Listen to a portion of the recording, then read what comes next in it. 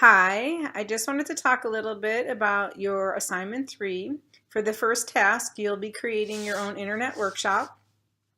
And as you hopefully know, internet workshops are twofold.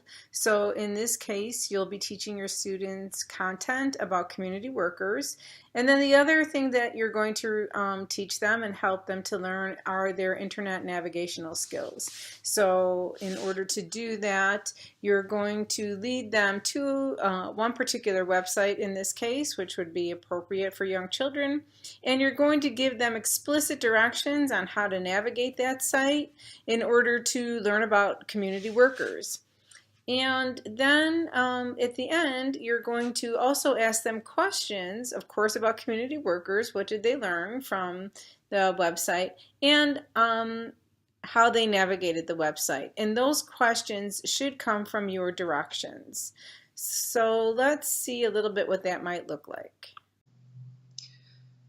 You'll create this assignment under the presumption that your students will be given a piece of paper with the directions on them, that they will not have a word processing paper on the computer to click links. So you're going to need to help them get to this website here. Two suggestions I have would be, one, to either create a shortcut on the desktop, which you can do simply by coming to the beginning of your address on the address bar, clicking, dragging to the desktop, and here you have an easy access on your desktop to get to the website. If the students double click on that, it will go to the home page for the community club, community workers. You can also direct the students to your favorites. So however you organize your favorites, if you have them up here in the bookmark bar, maybe you will direct them to the favorites in here, or if you wanted them to come over to the side and look for bookmarks. However you do it, your directions should be explicit either way, either how to access this website via favorites, of course first telling them to open up a browser, or how to find the icon on the desktop. Once they get to the home page, you'll tell them how to learn about the community workers, how to navigate this site.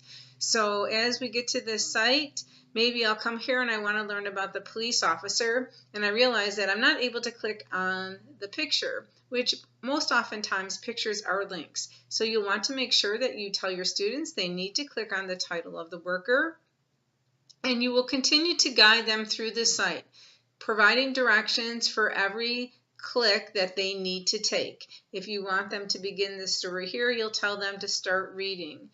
This direction here says click on images to see full size, and maybe you'll direct your students to do that, but you're also going to need to tell them how to close the image. So make sure that you provide them with all the directions.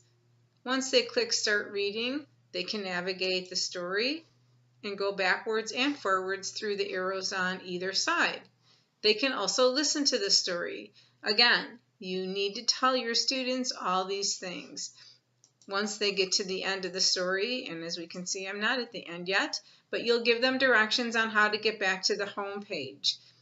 On this page, there are actually a couple links to get back to the home page. They can click here at See All Books. And you can also click on this community club icon, and that will take you back to the home page.